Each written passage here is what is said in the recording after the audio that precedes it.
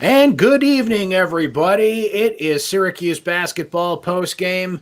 We are live here on YouTube. We are live on Facebook, and we are presented by our friends at Krause Health. Coming off the heels of a Syracuse basketball loss, the Orange fall to the Tar Heels in Chapel Hill. Final score of 81-75. Welcome, everybody. If you're watching us live, it's Tuesday night, almost Wednesday morning. Brent Dax and my friend and colleague Mike Curtis with you here as we are not only coming to you live talking Syracuse basketball. Some of you may be watching this later on YouTube. We do archive this on YouTube, so make sure you subscribe to the Syracuse Orange Sports page so you can catch this live and catch the replay there.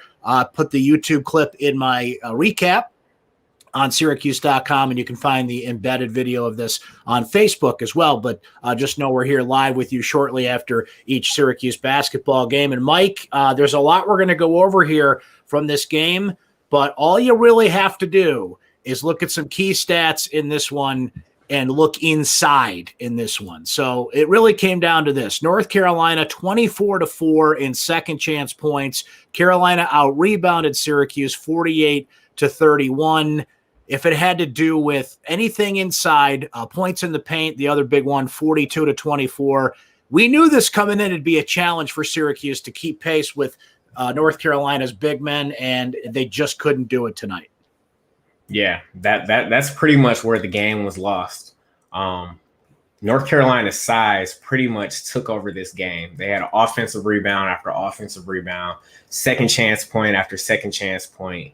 And you can credit that to Garrison Brooks and Armando Bacot.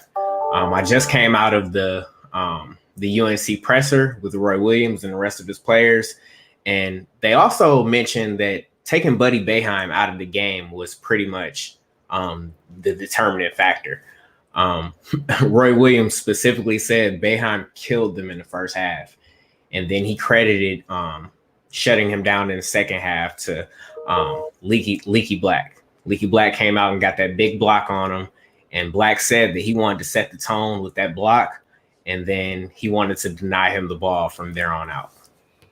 And it's not for a lack of effort from one player in particular inside, Mike. Quincy Guerrier with a terrific game for Syracuse. He had 23 points and 11 rebounds. But, you know, this is a game where Syracuse really missed Barama Sidibe. And you go back to the ACC tournament last year, and we all remember that game because it's a game where the world shut down the next day, right? COVID-19 hits. The ACC tournament doesn't get completed. The NCAA tournament doesn't even get played, and no sports were played for a while. But that night, Syracuse beats North Carolina 81-53. Barama Sidibe just had a terrific game that night and had a terrific run at the end of last season. The last 5-6 games, he was terrific. He averaged about a double-double.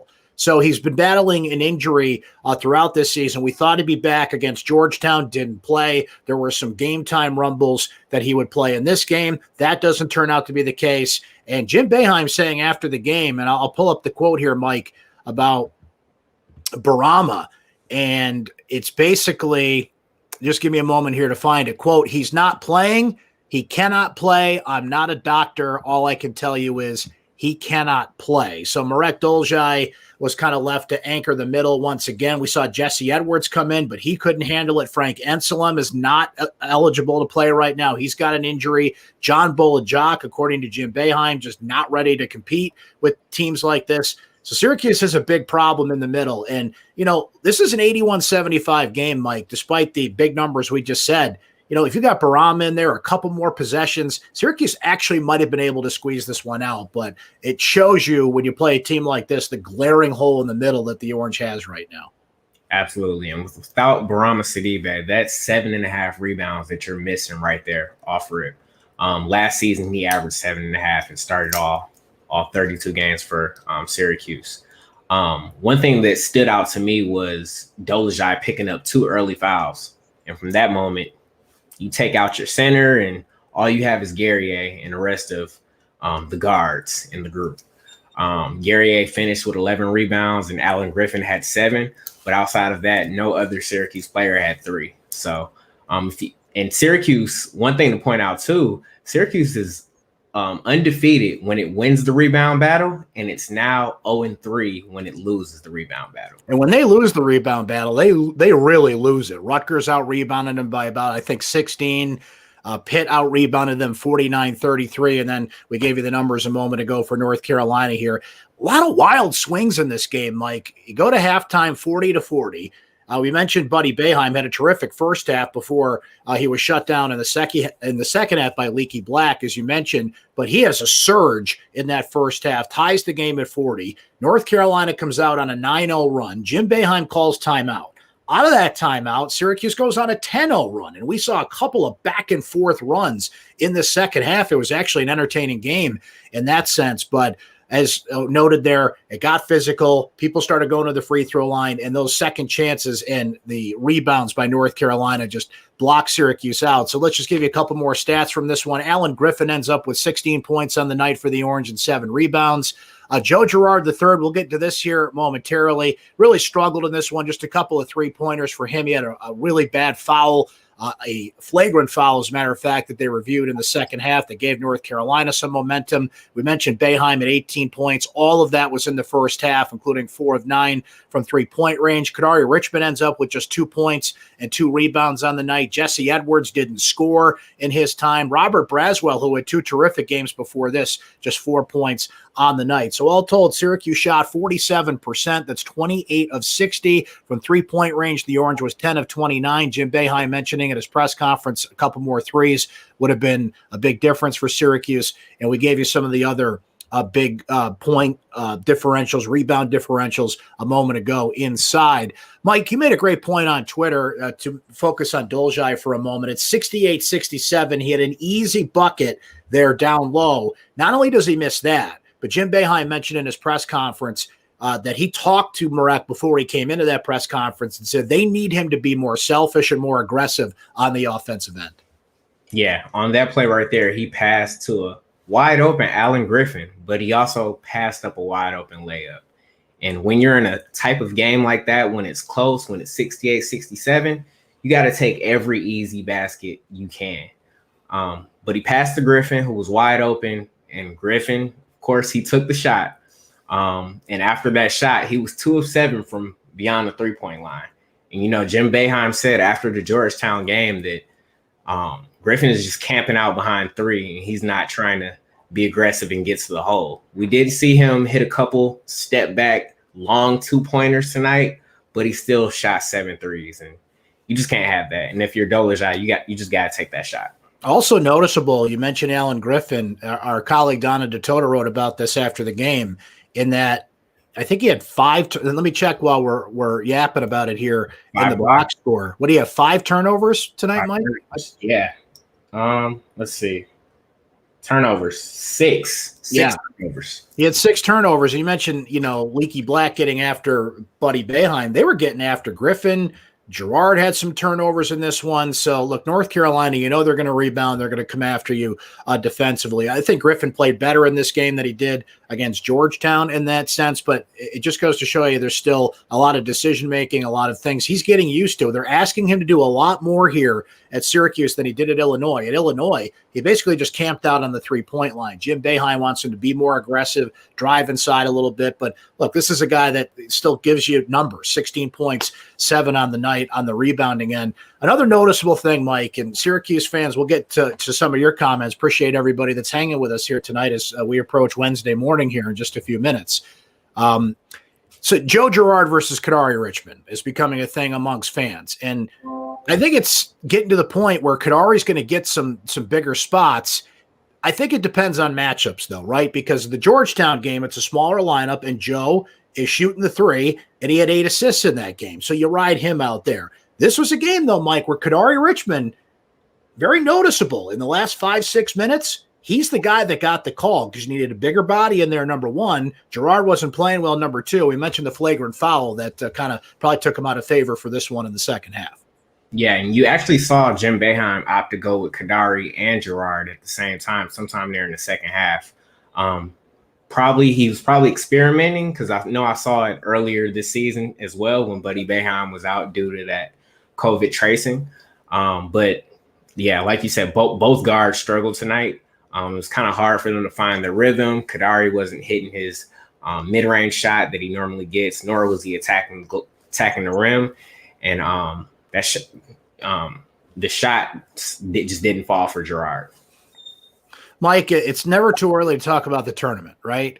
And that's what really – I wrote about this today. I hope you guys can check that out. I wrote a column about this today that for the last 5 years, Selection Sunday has been stressful for Syracuse fans. They've either squeezed in with a couple wins down the stretch, or you're just waiting on Selection Sunday to see whether they're in or not. And it should be noted there was a Final Four run in 2016. There was a Sweet 16 run in 2018, and both of those teams barely got in. That 2018 team, as a matter of fact, had to go to Dayton and play in the first four, the play-in game, whatever your preference is there.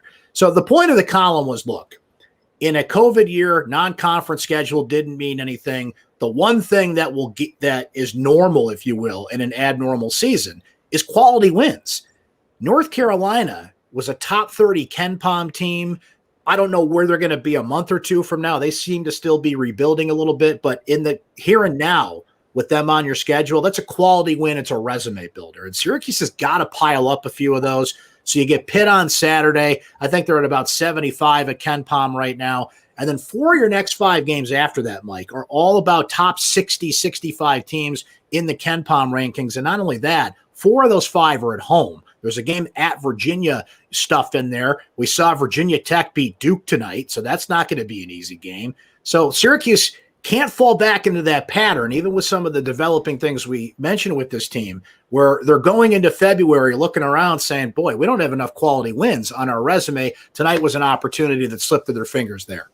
Yeah, they're going to be in for a dogfight over these next few games as they get deeper into that ACC schedule. One thing about it, this weekend, Saturday, is a rematch with Pitt. They got hammered on the glass in their last game against Pitt. So if they can get their momentum back with a big win over Pitt, I think that'll bode well going into the Miami, the Virginia Tech, and the Virginia game. But one thing about it, they got to get Brahma Sidibe back and get some of that length back in their lineup. No question about it. And, Pittsburgh won in a similar fashion in that they pounded the offensive glass, second chance opportunities. That's going to be the plan again, as it should be for Pitt in that one. Next matchup is Saturday at noon for Syracuse against Pitt. So let's see what some of you guys and gals are saying in the comments here. Appreciate you hanging with us here. It's late for Mike and I over here on the East Coast, but the beauty of this, Mike, is we got people checking in from all over the place. It could be 9 o'clock where you are, 10 o'clock where you are. Maybe you're in Hawaii. What time is it in Hawaii right now? It could be like 7 o'clock out there. We don't know. It's the beauty of the internet. So we appreciate everybody checking in tonight. A lot of people saying microphone checker and Dan and a few people here that this was just a bad night on the boards. And that certainly is what it was at this point. Dave saying every time they got close, they'd go down and not move the ball and take a bad 3. Need to be better on the offensive end. I think Dave makes a valid point there, Mike, in that there's just too many possessions where Syracuse plays iso ball. They don't move the ball. And North Carolina is the type of team you can't get stuck doing that, right? Because they're going to just have efficiency in terms of second chances, getting the ball. So you can't waste possessions against a team like North Carolina. And, I shouldn't say lost, but when you peel back those rebounding numbers, where Syracuse really had to make up for that, were those long rebounds. Like, you're not going to muscle out Brooks and some of those guys down low, but North Carolina was chasing down a lot of the long rebounds too, and those of course lead to offensive possessions the other way. Yeah, absolutely. I noticed you said Syracuse has a tendency to play one-on-one a lot in this game today. Do you think there's a player on the Orange that has the green light to go one-on-one? I think Griffin has the green light to go because Boeheim said that a few times that he wants him to take it inside. Certainly Guerrier, they fed him a bunch in the second half in this one. We know that Joe and Buddy have the green light to shoot it. Mm-hmm. So it's interesting that we're checking a lot of boxes there, but it seems like sometimes when they get in the flow of the game, like they can't figure out who's the guy that's got to be the one that kind of takes it on. I guess it depends on matchups there. Yeah, it seems like Guerrier was trying to take that responsibility tonight, and he was actually getting by North Carolina's forwards. There was a moment in the game where I saw him do a crossover and take it to the rack. I think it was when he got the and one. And I was like, he's a day and night player from how he was playing last year. Like, he would have never tried that move last year. He was basically a rebounder and defender. I like that too. I like that he's confident. He's aggressive. His footwork is terrific. He knows what his role is now. I think last year was kind of trying to figure out what his role was going to be. He had to go through an ACC season to know what that's like. And he had a couple of off games for him. One of those was due to foul trouble against Pittsburgh, and then kind of got back at it against Georgetown. I think he came into it. Let me pull up the stat here. I've got it here in my notes, Mike. He came into this game tonight. I think he scored just 15 points combined in the prior two games, and we saw the huge game that he had tonight. David says Alan Griffin should be better at this stage. Terrible with the ball in his hands. Joe noting the same thing. Despite a decent stat line for Griffin, he really struggled and didn't look confident. You can tell he's kind of trying to figure out his way through ACC play here at this point. And think about it was a good point you brought up, Mike, about who's got the green light here, who takes charge of this team. I mean, Joe and Buddy have been through a couple of ACC seasons, but sometimes the matchups don't work out there. And you brought it up. North Carolina focused on Boeheim, so it shifts to Guerrier, but someone's got to get him the ball in that spot. I think Kadari Richmond is an intriguing player. A lot of people in the comments and Syracuse fans in general think he should play more, but you don't just step into an ACC season and play 20 minutes a game and push those guys around. But he's a confident player. He's a big player. And even tonight, Mike, he made a great play down the stretch, had a steal and a drive the other way. I think he's just somebody you got to throw in the fire and see how he handles it. Yeah. Do you think that goes alongside Gerard, or just him coming in and just manning the ship and running the offense? I think it's going to be a fascinating balance for Boeheim because, I brought it up a moment ago. Georgetown, you ride the hot hand. It's a smaller lineup. Yeah. Quadis Wahab was not having the game he needed to. Georgetown had to go small. There's no reason to put Richmond in that spot. In this game, you need Richmond in because he's big. He's a bruiser, big at the top of the zone. And I saw confidence in the young man there. I mean, you can't just assume he's going to struggle in ACC play, and inevitably all freshmen are going to have a little bit of a pothole they step in. He did in the prior two games of this. So it's going to be interesting to see how that goes because more often than not, you're going to see bigger physical teams in the ACC as opposed to a team like Georgetown that you saw. Rich said, I don't feel like Gerard deserves to be a point guard, inconsistent, and unfortunately he plays more bad games than good. Mark noting that North Carolina is arguably the worst ACC matchup for Syracuse because of their size. They should be better off this year against Duke without Vernon Carey. And we mentioned that Duke lost earlier tonight to Virginia Tech. Despite that, Mike, you know what I like about these North Carolina games is they're actually basketball games. There's back and forth, there's runs, there's scoring. There's usually a score somewhere around the score we heard tonight, 81-75. There's too many games on the schedule now. Pitt and Virginia Tech and Virginia, they're rolling around in the mud for two halves of basketball, and it's always like 63-55. At least this was a basketball game. Yeah, Syracuse-North Carolina is always a competitive matchup. And from the coaching to the players, you got two Hall of Fame coaches in Roy Williams and Jim Boeheim. Both have their names on the courts. Right. Yeah, it's always a good matchup. And I think this was for Syracuse to actually get rebounded 48 to 31. This was a winnable game for Syracuse. It just came down to key moments, key plays. And if they would have, I guess, made some different choices, maybe the outcome would have been different. Michael asks here in the comments, how do you feel about the Pittsburgh matchup on Saturday? I think it's a lot like this game in a sense, Mike, that you're not going to out-physical Pittsburgh. And Quincy Guerrier could have another terrific game. He got into foul trouble in the first matchup, so I'd like to see him, a full tilt, if you will, against Pittsburgh. But I think there's some factors in that game that are similar to tonight in that you got to shoot well. Alan Griffin's got to be aggressive, not only from the outside, but the inside, and make Pitt try and keep pace with you offensively. That's not something they can do. They just got so many easy second chances in that first matchup, especially with Guerrier out. Barama, we know, is probably not going to play in that game. And if he does, how effective will he be? And if Marek can be a little more aggressive offensively, I think, honestly, Syracuse could put Pitt in a position where they can't keep pace offensively in that game. Yeah, I honestly think you got to go to your front court from as soon as the game starts. Go to your front court, try to get them some easy baskets, and possibly get Pitt's big men into foul trouble. That can be a easy advantage coming out the gate. I like this comment from Rob here too, Mike, who says the 16-2 run early in the second half that gave Syracuse a 56-51 lead was arguably the best stretch of basketball on both sides of the ball all season. And I think Rob makes a good point there because it showed what Syracuse can do when they're moving the ball, when they're playing aggressive defense. And we talked about how these Syracuse-North Carolina games can get into a flow. There was a lot of good stretches of basketball in this game. And I don't want to make this sound like this was entirely a bad night for Syracuse. We saw where the clear disadvantage was, but they almost did everything they could to overcome that. A couple more possessions, a couple more threes. You mentioned the Marek play that doesn't go in, a few more free throws, and you might squeeze out like an 82-81 type of game in this situation. Yeah, this team only has 3 losses. I get that where we got to be objective and we got to criticize the team, but Syracuse is playing well for what's considered to be an unorthodox season at 7-3. You'd like that ACC record to be better at 1-2, but I think they're pretty much doing with what they have.